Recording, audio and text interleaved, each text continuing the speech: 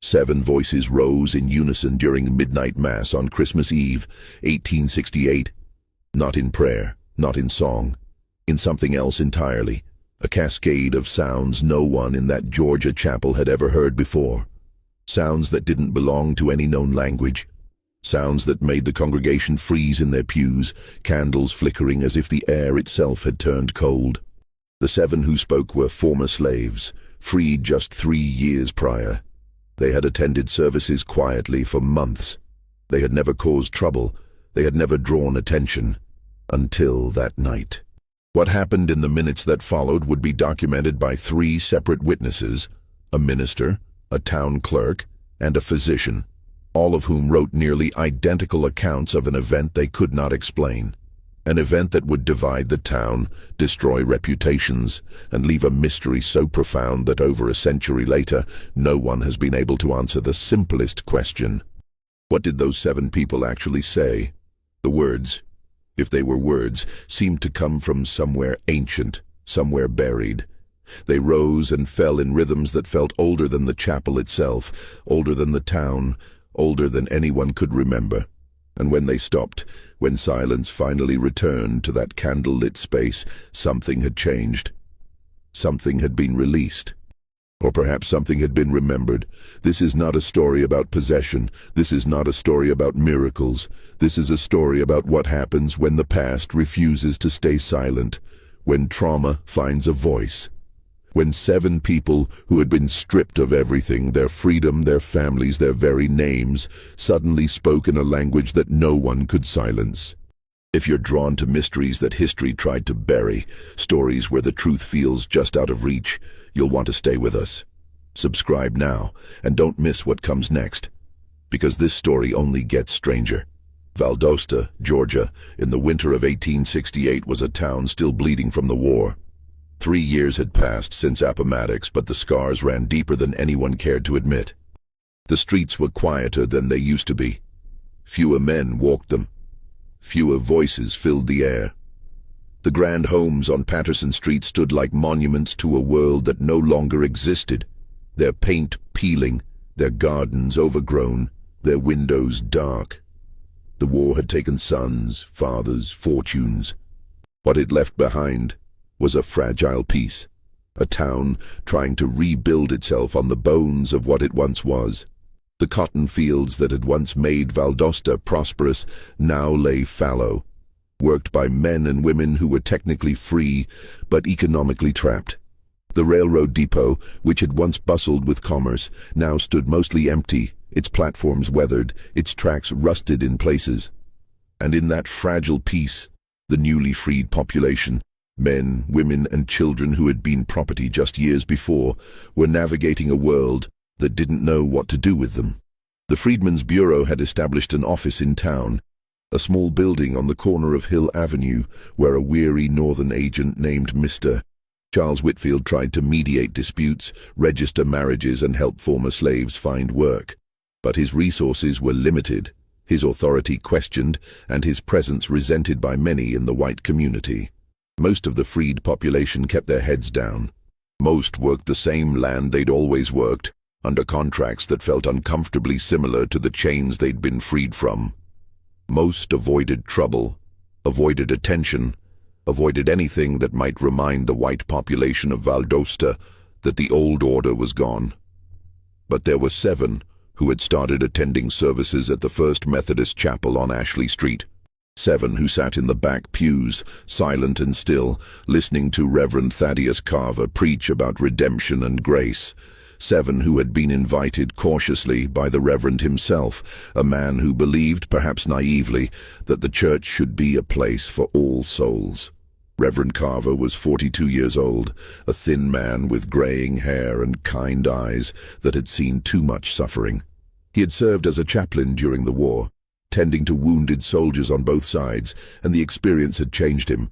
He had returned to Valdosta in 1866 with a conviction that the church needed to be a force for healing, for reconciliation, for something better than the hatred that still simmered beneath the surface of everyday life.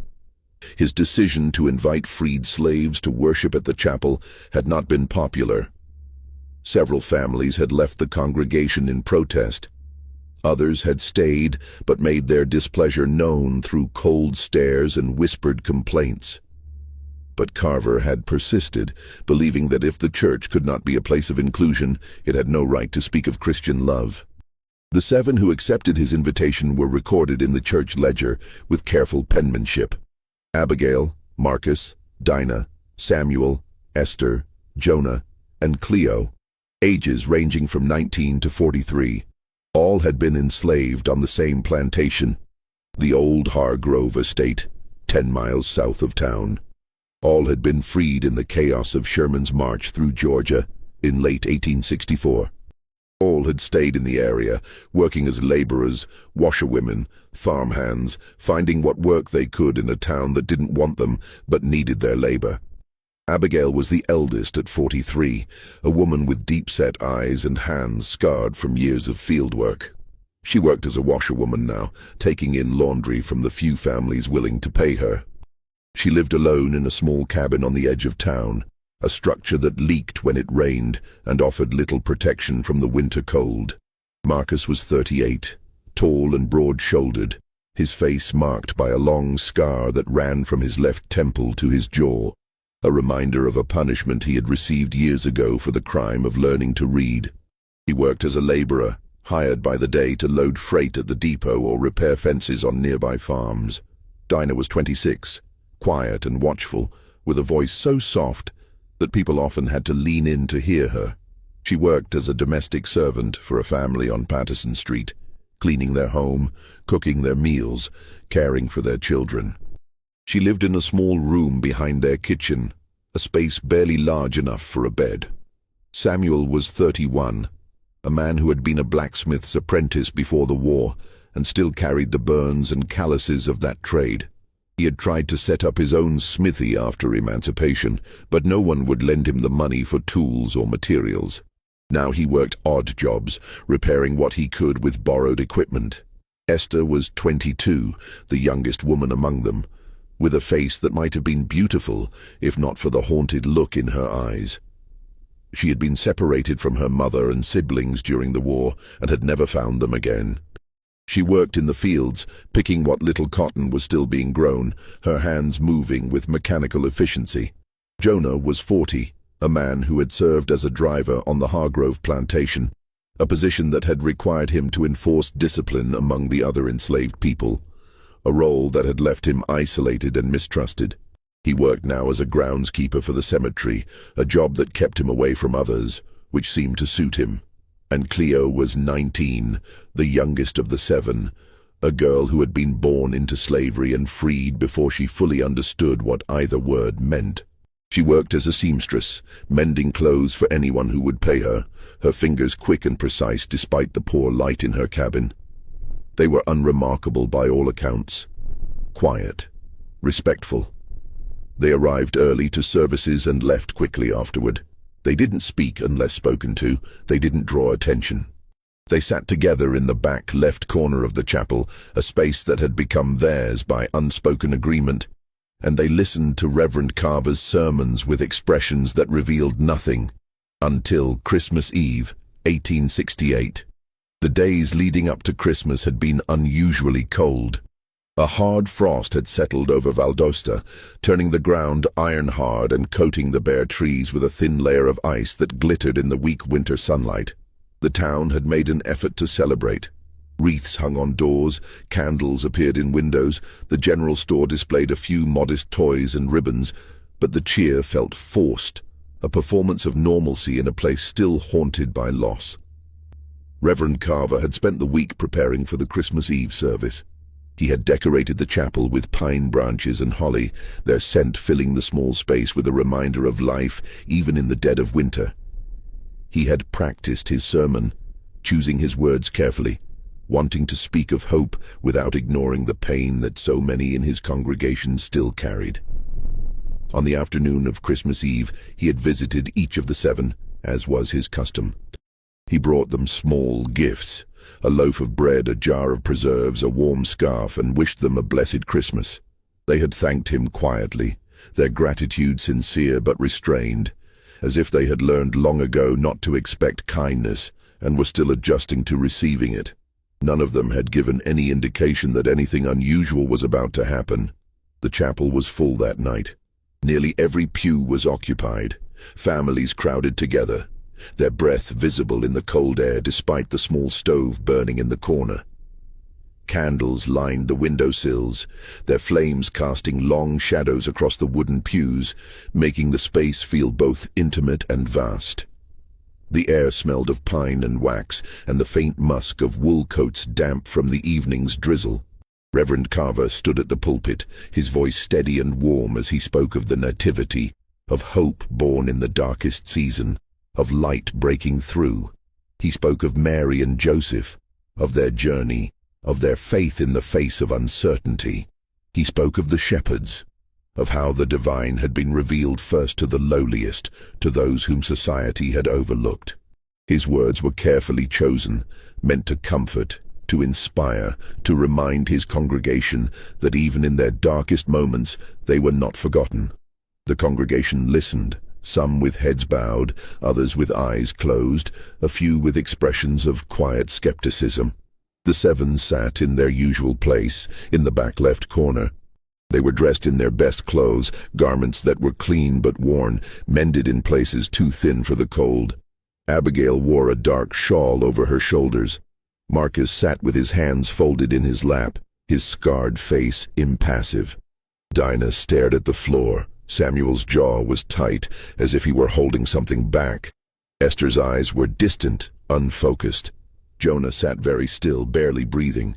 Cleo's hands trembled slightly, though whether from cold or something else no one could say. It was just past midnight when it began. The church clock, an old piece that hung on the wall near the pulpit, chimed 12 times. The sound echoed through the chapel, each strike seeming to hang in the air longer than it should. Reverend Carver paused in his sermon, waiting for the chimes to finish, a small smile on his face as if acknowledging the arrival of Christmas Day. And then Abigail stood. It was not a gradual movement. One moment she was sitting, still and silent, and the next she was on her feet, her body rigid, her hands gripping the pew in front of her with such force that her knuckles turned white. Her eyes were open but unseeing, staring straight ahead at something no one else could perceive. Her mouth opened, and sound poured out. It was not English, it was not any language that anyone in that chapel recognized. It was a series of syllables, guttural and rhythmic, rising and falling in a cadence that felt almost musical, but entirely alien. The sounds seemed to come from deep within her, as if something buried had finally found a way to the surface. Amakosi, Niamedu, Asfowo. The congregation turned, startled, confused. A few people half rose from their seats, uncertain whether to approach or flee. Reverend Carver stopped mid-sentence, his hand raised as if to quiet her, his face draining of color. Before anyone could react, Marcus stood beside her. His movement was just as sudden, just as mechanical. His mouth opened, and the same sounds emerged, his voice deeper but perfectly synchronized with Abigail's. Then Dinah, then Samuel, then Esther, then Jonah, then Cleo. One by one, all seven rose to their feet, their voices joining in a chorus that filled the chapel with a sound no one there had ever heard. It was not chaotic, it was not random. It was perfectly coordinated, as if they were reciting something they had rehearsed 1,000 times, as if the words, if they were words, had been waiting inside them, dormant, until this precise moment.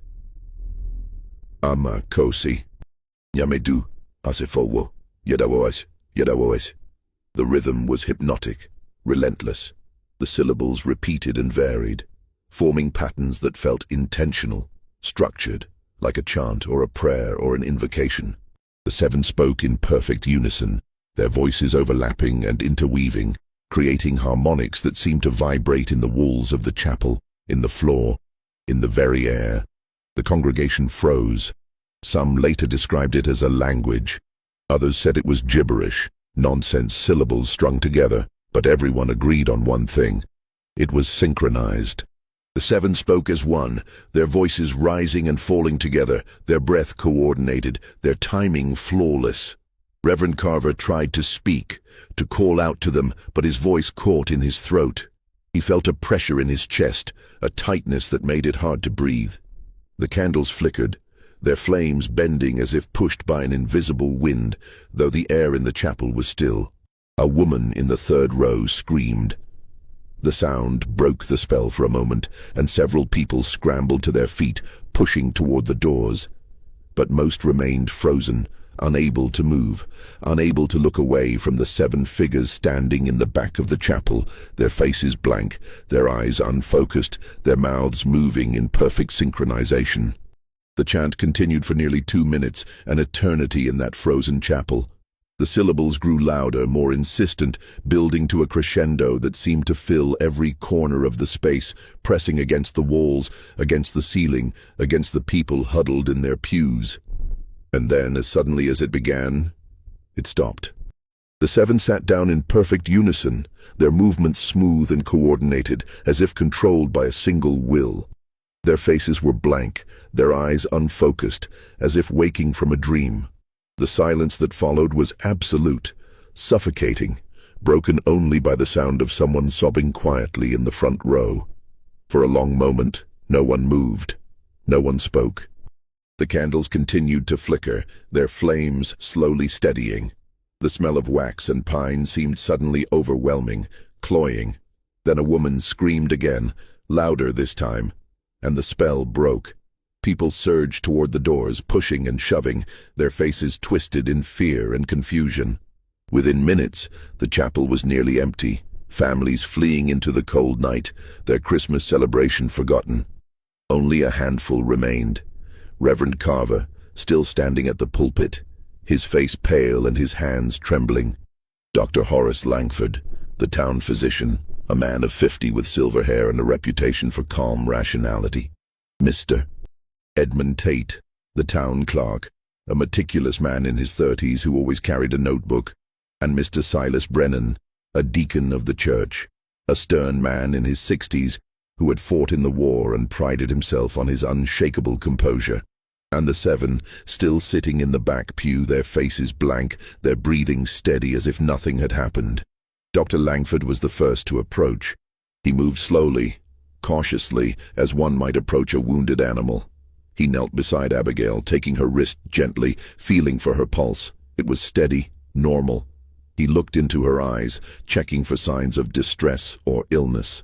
Her pupils were normal, responsive. He asked her a question, his voice low and calm. "Abigail, can you hear me?" She blinked, slowly, as if waking from a deep sleep. Her eyes focused on him, confused. "Yes, sir," she said softly. "I can hear you. Do you know where you are?" "In the chapel, sir." "Do you know what just happened?" She stared at him, her confusion deepening. "No, sir, I don't remember. We were listening to the Reverend's sermon, and then—" She trailed off, her brow furrowing. "I don't remember." "Doctor." Langford moved to Marcus, then to each of the others in turn, asking the same questions, performing the same examinations. Their pulses were normal. Their breathing was steady. Their eyes were clear. None of them showed any signs of illness, intoxication, or deception. And none of them remembered standing. None of them remembered speaking. None of them remembered anything after Reverend Carver began his sermon about the Nativity. Edmund Tate had been taking notes throughout, his hand moving quickly across the pages of his notebook, capturing every detail he could observe. He had written down phonetic approximations of the sounds the 7 had made, trying to capture the rhythm, the structure, the patterns he had heard. Silas Brennan stood near the door, his arms crossed, his face unreadable. He had seen many things during the war, things that had tested his faith, his sanity, his understanding of the world. But this was different. This was something he couldn't categorize, couldn't explain. Reverend Carver finally found his voice. He stepped down from the pulpit and approached the 7, his expression a mixture of concern and bewilderment. "Are you all right?" he asked, his voice hoarse. "Do any of you feel ill? Do you need anything?" They shook their heads, their confusion evident. Abigail spoke for them, her voice barely above a whisper. "We're sorry, Reverend. We don't know what happened. We didn't mean to disrupt the service. You didn't disrupt anything, Carver said, though his words felt hollow even to him. I just want to make sure you're all right. They assured him they were, though their eyes told a different story. They were frightened, confused, uncertain of what had just occurred. They gathered their coats and scarves, moving slowly, as if their bodies were not quite their own, and left the chapel together, disappearing into the cold night. The four men who remained stood in silence for a long time, each lost in his own thoughts, trying to make sense of what they had witnessed. Finally, Dr. Langford spoke. I've never seen anything like that. Nor have I, Tate said quietly, looking down at his notes. But whatever it was not random. There was structure to it, pattern, intention. Intention? Brennan said sharply. You think they planned this? I don't know what I think, Tate admitted. But I know what I heard. And what I heard was not chaos. It was organized. Reverend Carver sank into a pew, his head in his hands. What are we going to tell people? He asked. What are we going to say happened here tonight? No one had an answer. By morning, the entire town knew. Stories spread like wildfire, exaggerated, distorted, each retelling adding new details. Some said the seven had spoken in the voice of the devil. Others claimed they had been possessed by the spirits of the dead. A few whispered that it was a curse, a punishment for the sins of the town, for the sins of slavery, for the sins of the war. Mrs. Adelaide Hutchins, a widow who lived on Patterson Street and had been in the chapel that night, told her neighbors that she had seen the seven's eyes turn completely white, that their voices had sounded like 1,000 voices speaking at once, that the temperature in the chapel had dropped so suddenly she could see her breath. Mr. Jeremiah Cole, a shopkeeper who had fled the chapel in the initial panic, swore that he had heard the sound of drums beneath the chanting, a rhythmic pounding that seemed to come from the earth itself. Miss Harriet Dawson, a schoolteacher who prided herself on her rationality, admitted to her sister that she had felt something in the chapel that night, a presence, a weight, something that had made her skin crawl and her heart race. The stories grew wilder with each telling, and by noon on Christmas Day, half the town believed that something demonic had occurred in the First Methodist Chapel. Reverend Carver tried to calm the hysteria. He held a town meeting 2 days after Christmas, standing before a packed room in the courthouse, his voice hoarse from lack of sleep. He had spent the past 2 days visiting families, trying to reassure them, trying to explain what had happened in rational terms. But his own uncertainty undermined his words. What we witnessed, he said carefully, was unusual. I will not deny that. But I do not believe it was evil. I believe it was a manifestation of grief, of trauma, of something we do not yet understand. His words did little to soothe the crowd. A man in the back, Thomas Ridley, a farmer who had lost 2 sons in the war, shouted that the 7 should be removed from the town, that they were a danger, that their presence was an affront to decent Christian people. A woman, Mrs. Beatrice Harmon, whose husband had been killed at Gettysburg, demanded that they be examined by a priest, that someone with spiritual authority determine whether they had been possessed. Another voice, that of Mr. Nathaniel Cross, a merchant who had prospered during the war by selling supplies to both sides, called for them to be locked up, quarantined, kept away from the rest of the population until it could be determined what had happened to them. Dr. Langford stood and spoke next. He was a man of science, respected in the community, and his testimony carried weight. He had served as a surgeon during the war, had seen men die from wounds that should have been survivable, had seen others survive injuries that should have been fatal. He had learned to trust observation over superstition, evidence over fear. I examined each of them immediately after the incident, he said, his voice calm and measured. I found no signs of illness, no signs of intoxication, no signs of deception. Their vital signs were normal. Their mental faculties appeared intact. Whatever happened, they were not in control of it. I believe it was a form of hysteria, a psychological phenomenon brought on by stress or fear. But even as he spoke, doubt flickered in his eyes. He had seen hysteria before during the war. He had seen men break under the strain of battle, had seen them weep uncontrollably, scream in terror, lose the ability to speak or move. But this was different. Hysteria was individual, chaotic, unpredictable. What he had witnessed in the chapel had been collective, synchronized, structured. Edmund Tate, the town clerk, was the last to speak. He was a meticulous man, known for his attention to detail, for his ability to organize information, to find patterns in chaos. He had taken notes during the event, had written down everything he could observe, and he had spent the past 2 days reviewing those notes, trying to make sense of them. He read them aloud now, his voice flat and clinical, as if he were presenting evidence in a legal proceeding. The sounds they made followed a pattern, he said. Repetitive syllables, consistent rhythm, no deviation. The 7 spoke in perfect unison, their timing synchronized to within a fraction of a second. The syllables formed clusters, groups of 3 or 4 sounds that repeated with variation. It was not random. It was structured. Structured how? Someone asked from the crowd. Tate hesitated, choosing his words carefully. Like a language. The room erupted. Voices overlapped, accusations flew, fear turned to anger. Some demanded that the 7 be questioned, interrogated, forced to explain what they had said and why. Others insisted that they be expelled from the town, sent away before they could cause more harm. A few voices, quieter, more hesitant, suggested that perhaps they should be left alone, that perhaps what had happened was not their fault.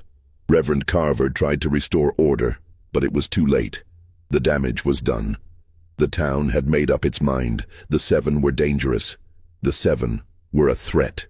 The 7 needed to be dealt with. The meeting ended in chaos, with no resolution, no plan, only fear and anger and confusion. The 7 were not arrested. There was no law against what they had done, no crime that could be named. But they were ostracized. Employers refused to hire them. Neighbors refused to speak to them. Shopkeepers refused to sell to them. They became ghosts in their own town, invisible and unwanted, moving through the streets like shadows, their presence acknowledged only through averted eyes and whispered conversations. Abigail lost her laundry clients. Marcus was turned away from the depot when he showed up for work. Dinah was dismissed from her position as a domestic servant, told that her services were no longer needed. Samuel found that no one would hire him for odd jobs. Esther was told not to return to the fields. Jonah was informed that the cemetery no longer required his services. Cleo's sewing clients stopped coming to her cabin. Within a week, they were destitute, surviving on what little they had saved, on the charity of the few who were brave enough to help them. Mostly other freed slaves, people who understood what it meant to be cast out, to be blamed for things beyond their control. Reverend Carver tried to intervene. He visited the 7, bringing them food, offering them what support he could. He spoke to members of his congregation, pleading with them to show compassion, to remember the teachings of Christ, to recognize that fear was not a justification for cruelty. But his words fell on deaf ears. His congregation dwindled. Families who had attended services for years stopped coming. Donations to the church dropped. He received anonymous letters, some threatening, others simply expressing disappointment that he would defend those people. He began to realize that his position in the community was precarious, that his insistence on treating the 7 with dignity was costing him the respect and support of the people he had served for years. But he couldn't let it go.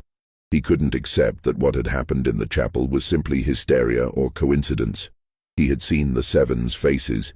He had heard the sounds they made. He had felt something in that moment, something he couldn't name, something that defied explanation. He began to investigate quietly, methodically, speaking to anyone who might have answers. Second CTA, narrated naturally. This is the kind of story that refuses to let go. If you want more mysteries like this, stories that challenge what we think we know, Hit that like button and let us know you're here. Your support keeps these forgotten histories alive. In the weeks that followed, Reverend Carver became obsessed. He couldn't let it go. He couldn't accept that what he had witnessed was simply hysteria or coincidence. Sleep eluded him. He would lie awake at night, staring at the ceiling of his small bedroom, replaying the events of Christmas Eve in his mind, trying to understand what had happened, what it meant. He began to investigate, quietly, methodically, speaking to anyone who might have answers. He started with the seven themselves. He visited each of them in their homes, small, drafty cabins on the outskirts of town, structures that offered little protection from the winter cold. He brought them food, blankets, whatever he could spare, and he asked them about their pasts, their experiences, their memories. At first, they were reluctant to speak. They had learned long ago that sharing too much could be dangerous, that revealing too much could be used against them.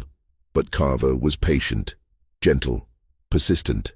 He assured them that he was not there to judge, not there to accuse, only to understand. Slowly, over the course of several visits, they began to open up. What he learned disturbed him. All seven had been on the Hargrove plantation during the final months of the war. All seven had witnessed the same event, the death of Nathaniel Hargrove, the plantation owner, in December 1864. Hargrove had been a brutal man, even by the standards of the time. He was known throughout the county for his cruelty, his temper, his willingness to inflict punishment for the smallest infractions. He had inherited the plantation from his father in 1850 and had run it with an iron fist, believing that fear was the only effective means of control. He had been a large man, over 6 feet tall, with a thick beard and cold gray eyes that seemed to look through people rather than at them. He rarely raised his voice. He didn't need to. His presence alone was enough to instill fear. When he walked through the quarters, people fell silent. When he entered a room, people averted their eyes. But in the final days before Sherman's army arrived, something had changed. He had become erratic, paranoid, convinced that his slaves were plotting against him. He had started carrying a pistol at all times, had posted guards around his house at night, had begun interrogating people randomly, demanding to know what they were planning, what they were hiding. On December 20th, 1864, he had gathered all of them in the barn, over 30 people, and forced them to watch as he executed a man named Elijah, one of the oldest and most respected members of the enslaved community. Elijah had been 63 years old, a man who had been born into slavery and had spent his entire life on the Hargrove plantation. He had been a leader among the enslaved population, a man people turned to for advice, for comfort, for guidance. He had been known for his quiet dignity, his refusal to be broken, his ability to maintain hope even in the darkest circumstances. The reason for his execution, according to witnesses, was that Hargrove had caught him praying. Hargrove had burst into Elijah's cabin late one night, accompanied by 2 overseers, and had found him kneeling on the floor, his hands clasped, his lips moving in silent prayer. Hargrove had flown into a rage, accusing Elijah of witchcraft, of trying to curse him, of conspiring with the others to bring about his downfall. Elijah had tried to explain that he was simply praying, that he meant no harm, that he was asking God for strength and guidance. But Hargrove wouldn't listen. He had dragged Elijah out of his cabin, through the quarters to the barn, and had forced everyone to gather and watch. He had made Elijah kneel in the center of the barn, in the dirt, surrounded by the people he had lived with, worked with, prayed with for decades. And then Hargrove had raised his pistol and shot him in the head. The sound of the gunshot had echoed through the barn, through the quarters, through the night. Elijah had fallen forward, his body crumpling, blood pooling beneath him. No one had moved. No one had made a sound. They had all stood there, frozen, watching as Hargrove holstered his pistol and turned to face them. "Let this be a lesson," he had said, his voice cold and flat. "Your prayers mean nothing here. Your God has no power here. I am the only authority you need to fear." Then he had walked out of the barn, leaving Elijah's body where it lay, and had ordered the overseers to make sure everyone returned to their cabins and stayed there until morning. 3 days later, Hargrove was found dead in his study. The official cause was a heart attack. Dr. Langford, who had been called to examine the body, had noted that Hargrove was overweight, that he drank heavily, that he showed signs of chronic stress. A heart attack was not implausible. But there were whispers that never made it into any official record, that his body had been found in a strange position, his mouth open, his eyes wide, as if he had been trying to scream, that his face had been contorted in an expression of terror, that there had been no signs of struggle, no signs of violence, nothing to explain why a man who had been alive and healthy just hours before was suddenly dead. The whispers suggested that perhaps Elijah's prayers had not been as powerless as Hargrove had believed, that perhaps there were forces at work that Hargrove had not understood, had not respected, had not feared enough. But these were just whispers, easily dismissed, easily forgotten in the chaos that followed. Sherman's army arrived 2 days after Hargrove's death, and the plantation was abandoned. The enslaved population was freed, and they scattered, some heading north, others staying in the area, trying to build new lives from the ruins of the old. Reverend Carver pressed the 7 for more details. Had they been present when Hargrove died? Had they seen anything unusual? Had they heard anything, felt anything, noticed anything that might explain what had happened? They all said the same thing. They didn't remember. The days after Elijah's death were a blur. They remembered the execution. They remembered the fear, the grief, the sense of helplessness. They remembered Sherman's soldiers arriving. They remembered being told they were free. But the time in between was gone, erased, as if their minds had chosen to forget. Carver didn't believe in coincidences. He began to suspect that whatever had happened on Christmas Eve was connected to that night in 1864. But how? And why now? 4 years later, he decided to visit the old Hargrove plantation to see if he could find any clues, any evidence that might help him understand. The plantation was 10 miles south of Valdosta, accessible by a rutted dirt road that wound through pine forests and abandoned fields. Carver borrowed a horse from a parishioner and rode out on a cold afternoon in late January, the sky gray and heavy with the promise of rain. The plantation house had burned during Sherman's march, and what remained was a blackened skeleton, its walls crumbling, its floors rotted through. The barn where Elijah had been executed still stood, though its roof had partially collapsed, and its doors hung askew on rusted hinges. The quarters, the small cabins where the enslaved population had lived, were mostly gone, reclaimed by the forest, their wood scavenged for firewood or building materials. Carver dismounted and walked through the ruins, his boots crunching on the frozen ground. The place felt haunted, not by ghosts, but by memory, by the weight of suffering that had occurred here, by the lives that had been lived and lost in this place. He made his way to the house, stepping carefully over fallen beams and piles of rubble. The study, Hargrove's study, was still partially intact, its walls blackened but standing, its floor littered with debris. Carver searched through the wreckage, sifting through charred papers and broken furniture. He was about to give up when he found it. A leather-bound journal, scorched but readable, tucked beneath a fallen beam. The journal belonged to Nathaniel Hargrove. The entries were erratic, paranoid, filled with rants about betrayal and conspiracy. Hargrove had written about his slaves, about his belief that they were plotting against him, that they were using some form of dark magic to curse him, to bring about his downfall. But one entry, dated December 19th, 1864, the day before Elijah's execution, stood out. They think I don't know, they think I don't hear them, but I do. Every night in the quarters they gather. They speak in their heathen tongue, the one the old man taught them. Elijah leads them. He thinks he can curse me. He thinks his words have power. Tomorrow I will show him how powerless he truly is. Carver's hands trembled as he read. The old man, Who was the old man? He tucked the journal into his coat and rode back to Valdosta, his mind racing. That evening he visited the Seven again, this time with a specific question. Who was the old man? He asked. The one Hargrove wrote about. The one who taught you a language. At first, they were silent, their faces guarded. But finally Abigail broke. His name was Kofi, she said quietly, her voice barely above a whisper. He was brought over on a slave ship when he was a boy. He was the oldest among us. He remembered things, stories, songs, words from his homeland. He taught us, not to curse anyone, to remember, to hold on to something that was ours. What happened to him? Carver asked. He died, Abigail said, her eyes filling with tears. 2 weeks before Elijah, Hargrove worked him to death in the fields. He was old, too old to be doing that kind of labor, but Hargrove didn't care. Kofi collapsed one day and he never got up again. Carver felt the pieces falling into place.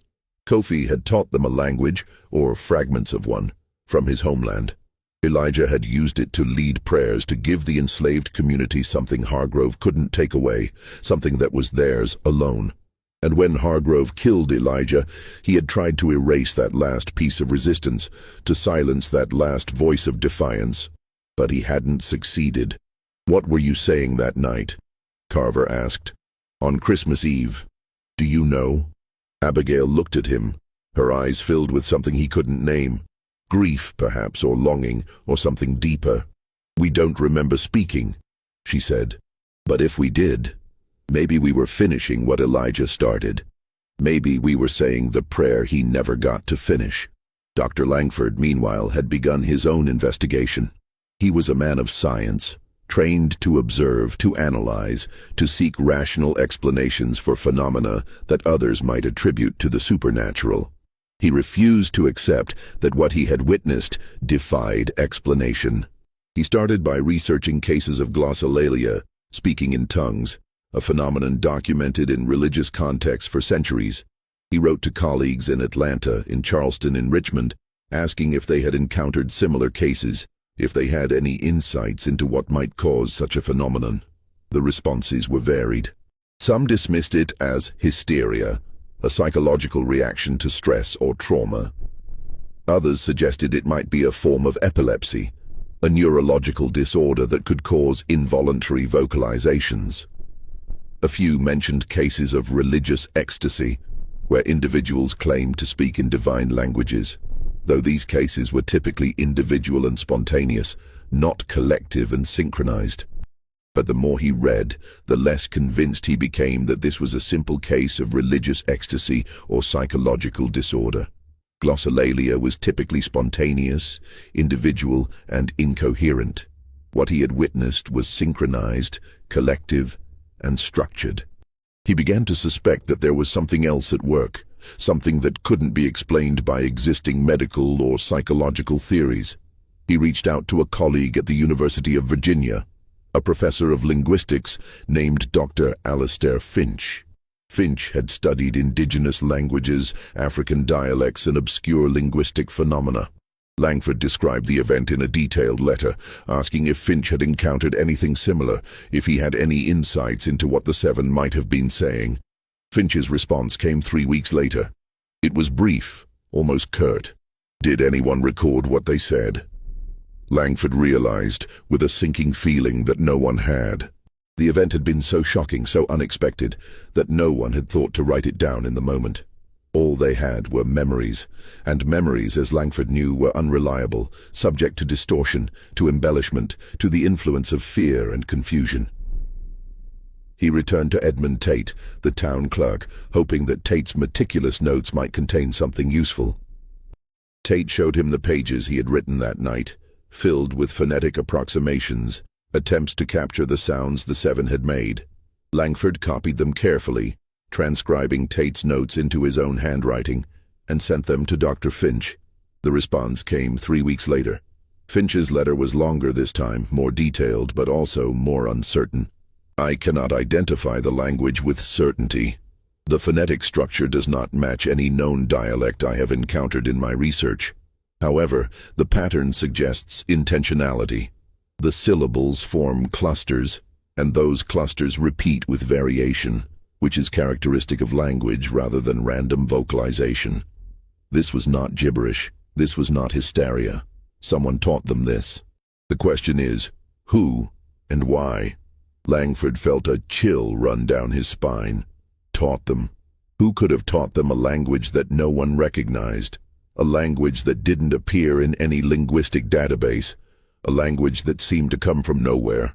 He shared Finch's letter with Reverend Carver, and the two men met in Carver's study to discuss their findings.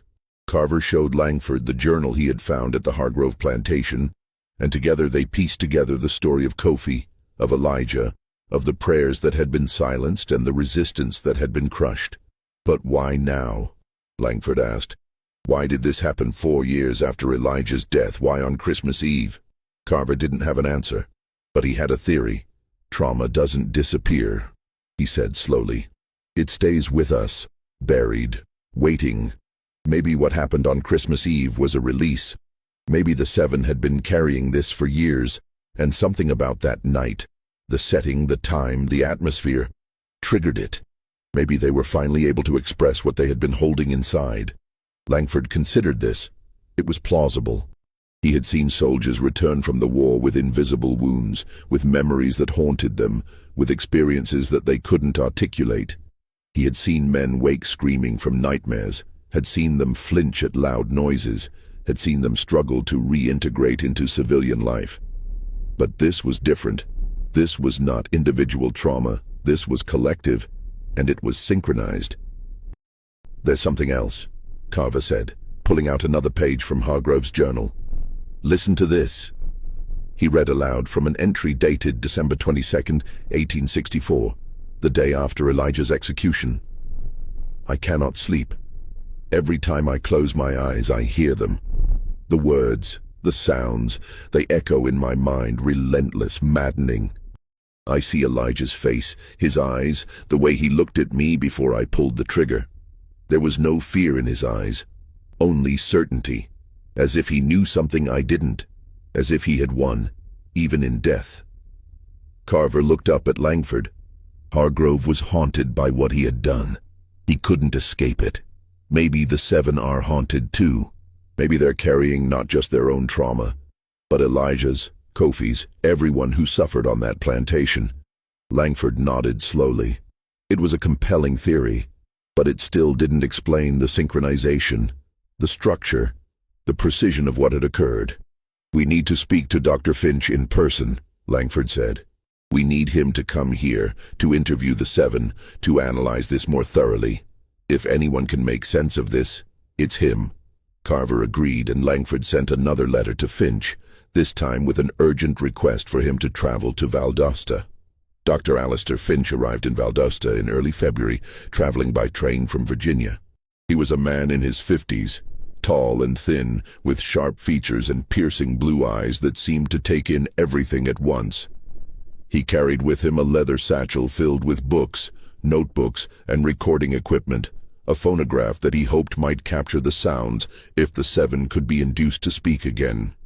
Langford and Carver met him at the depot and brought him to Carver's home, where they spent the evening discussing the case, sharing their findings and planning their approach. Finch was skeptical at first. He had encountered many cases of supposed linguistic phenomena that turned out to be nothing more than hysteria or fraud. But as he reviewed Tate's notes, as he read Hargrove's journal, as he listened to Carver and Langford describe what they had witnessed, his skepticism began to waver. This is extraordinary, he said finally. If what you're describing is accurate, this could be one of the most significant linguistic discoveries of the century. A language preserved through oral tradition, passed down through generations of enslaved people, hidden from their oppressors. It's remarkable. The next day, Finch began his interviews. He met with each of the seven individually, asking them about their memories, their experiences, their knowledge of Kofi, and the language he had taught them. The interviews were slow, painstaking. The seven were hesitant, wary of this stranger who asked so many questions, who seemed so interested in things they had tried to forget. But Finch was patient, gentle, respectful. He explained that he was not there to judge, not there to exploit, only to understand. Slowly, over the course of several days, they began to open up. Abigail remembered Kofi teaching them songs, simple melodies with words that sounded like nothing she had ever heard before. She remembered the way his voice would soften when he sang, the way his eyes would close, as if he was somewhere else, somewhere far away. Marcus remembered Kofi telling stories, tales of his homeland, of the people he had left behind, of the life he had been torn from. He remembered the sadness in Kofi's voice, the longing, the grief that never quite left him. Dinah remembered Kofi teaching them words, simple phrases, greetings and blessings and prayers. She remembered practicing them in secret, whispering them to herself at night, holding on to them like treasures. Samuel remembered Kofi's insistence that they remember, that they not let the language die, that they pass it on to their children and their children's children. He remembered Kofi saying that as long as they remembered, they would never be truly lost. Esther remembered Elijah taking over after Kofi died, leading them in prayers using the words Kofi had taught them. She remembered the comfort those prayers brought, the sense of connection, the feeling that they were part of something larger than themselves. Jonah remembered Hargrove's rage when he discovered what they were doing, the fear that had gripped the quarters, the knowledge that they were being watched, that any misstep could be fatal. Cleo, the youngest, remembered very little. She had been only 15 when Elijah was killed, and the trauma of that night had blurred her memories. But she remembered the sound of the gunshot, the sight of Elijah's body, the silence that had followed. Finch took meticulous notes, recording everything they said, asking follow-up questions, probing gently for details. He asked them to recall any words or phrases they remembered, any sounds or syllables that Kofi had taught them. Slowly, painstakingly, he began to piece together fragments. The language, he determined, was likely a dialect from the region that is now Ghana, possibly Akan or Ga, though there were elements that didn't quite fit, variations that suggested either a different dialect or a creolization that had occurred over generations. He asked them if they would be willing to try to speak the language again, to see if they could recall the words they had spoken on Christmas Eve. They were reluctant, frightened by the idea, but Finch assured them that he would be there, that Carver and Langford would be there, that they would be safe. On a cold afternoon in mid-February, the 7 gathered in Carver's study. Finch set up his phonograph, adjusting the horn, preparing the wax cylinder that would record their voices. Carver and Langford sat quietly in the corner, watching, waiting. Finch asked them to close their eyes, to relax, to try to remember the night of Christmas Eve. He asked them to recall the feeling, the atmosphere, the moment when they had stood and spoken. For a long time, nothing happened. The 7 sat in silence, their eyes closed, their breathing steady. Then, slowly, Abigail began to speak. Her voice was soft at first, hesitant, as if she were reaching for something just out of reach. But then the words came, the same syllables, the same rhythm, the same cadence that had filled the chapel on Christmas Eve. Amakosi, Nyamedu, Asefowo. One by one, the others joined her. Their voices overlapped, interweaving, creating the same harmonics, the same patterns. It was not as loud as it had been in the chapel, not as overwhelming, but it was unmistakable. Finch's eyes widened. He leaned forward, listening intently, his hand moving quickly across his notebook, capturing every sound, every nuance. The chant continued for nearly a minute, then slowly faded, the voices trailing off one by one until only silence remained. The 7 opened their eyes, looking at each other, at Finch, at Carver and Langford. They looked exhausted, drained, as if the effort of speaking had taken something from them. Finch played back the recording, the scratchy sound of their voices emerging from the phonograph's horn. He listened carefully, comparing it to Tate's notes, to his own transcriptions, to the linguistic patterns he had identified. Finally, he looked up, his expression a mixture of awe and uncertainty. "I believe," he said slowly, that what you spoke is a prayer of remembrance.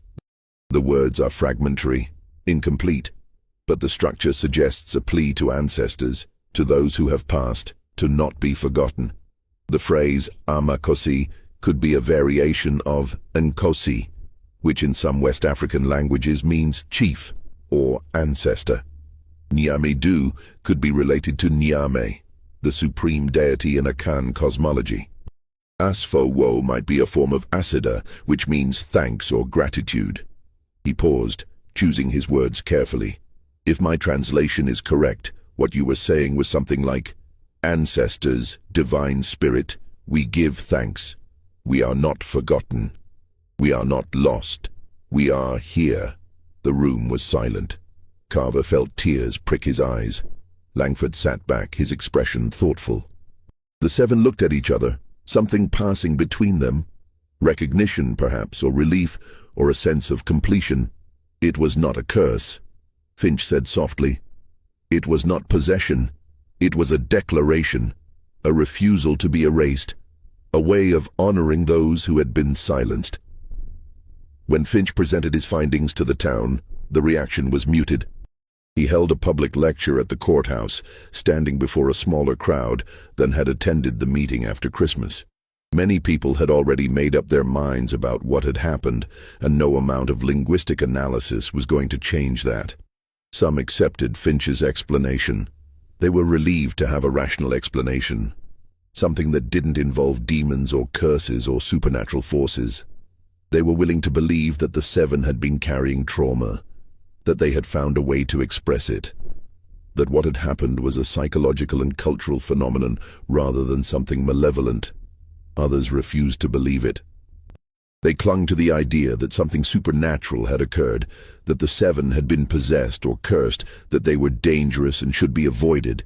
These people continued to ostracize the seven, continued to refuse them work or assistance, continued to treat them as pariahs. A few, a very few, were moved by Finch's explanation. They began to see the seven not as threats, but as survivors, as people who had endured unimaginable suffering and had found a way to honor those who had been lost. These people began to reach out, cautiously, offering work, offering support, offering a measure of the dignity that had been denied them. Reverend Carver continued to hold services at the chapel. The seven continued to attend, sitting in the back pews, silent and still. The congregation slowly grew again, though it never returned to its former size. Some families came back, drawn by Carver's persistence, by his refusal to abandon the seven, by his insistence that the church should be a place of compassion rather than judgment. Dr. Langford wrote a detailed account of the case, which he submitted to a medical journal. It was published several months later, sparking debate among physicians and psychologists about the nature of trauma, memory, and collective experience. Some praised his work as groundbreaking, others dismissed it as speculation. But it remained in the medical literature, a curious footnote in the history of psychological phenomena. Dr. Finch returned to Virginia, taking with him the recordings and his notes. He continued to study the language fragments, corresponding with scholars in Europe and Africa, trying to trace the origins of the words the seven had spoken. He never found a definitive answer, but his work contributed to a growing understanding of the linguistic and cultural heritage of enslaved Africans in America. The seven slowly rebuilt their lives. It was not easy. The stigma of what had happened on Christmas Eve never fully disappeared. But they found work, found community among other freed slaves, found ways to survive in a world that didn't want them but couldn't function without them. Abigail continued to take in laundry, her hands moving with practiced efficiency, her mind often drifting to memories of Kofi, of Elijah, of the words that had been passed down to her. She never spoke them again, but she remembered them, held them close, a secret treasure that no one could take away. Marcus found work at a sawmill, his strength and skill making him valuable despite the town's prejudice. He saved his money, dreaming of one day owning his own land, of building something that would last. Dinah found a position with a Quaker family who had moved to Valdosta after the war. They treated her with respect, paid her fairly, and never asked about what had happened on Christmas Eve. She was grateful for their kindness, for the sense of normalcy they offered. Samuel eventually scraped together enough money to buy a few tools, and he set up a small smithy on the edge of town. Business was slow at first, but gradually people began to come to him, drawn by his skill and his fair prices. Esther married a man from a neighboring town, a freed slave who worked as a carpenter. They moved away from Valdosta, seeking a fresh start in a place where no one knew their history. Jonah continued to work at the cemetery, finding solace in the quiet, in the company of the dead, who asked nothing of him and judged him not at all. Cleo continued to sew, her fingers quick and precise, her work sought after by those who could see past the events of Christmas Eve to the skill and artistry she possessed. They remained connected, the seven, bound by what they had experienced, by what they had spoken, by the memory of those who had been lost.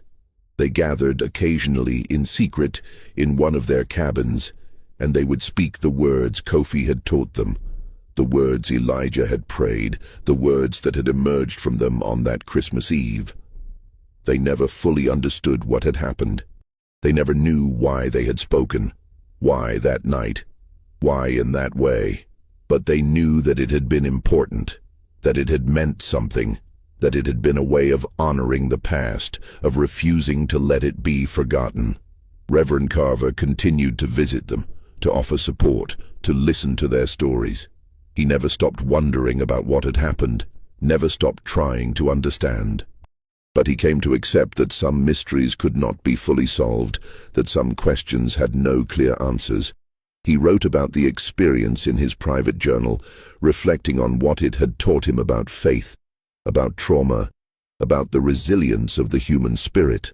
He wrote about how the seven had been stripped of everything, their freedom, their families, their dignity, but had found a way to hold on to something that was theirs alone, something that could not be taken away.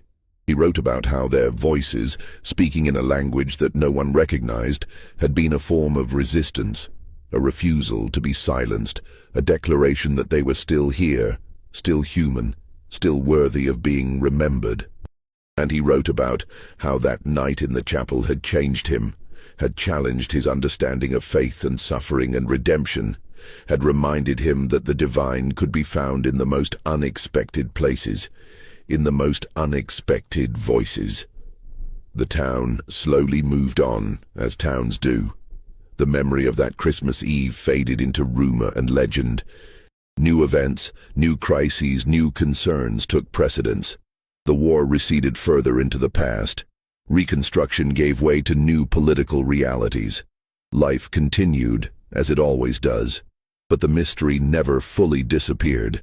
The records remained. Tate's notes, Langford's account, Finch's analysis, Hargrove's journal.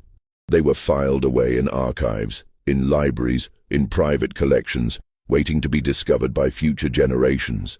And the question remained, unanswered, perhaps unanswerable. What really happened in that chapel on Christmas Eve, 1868?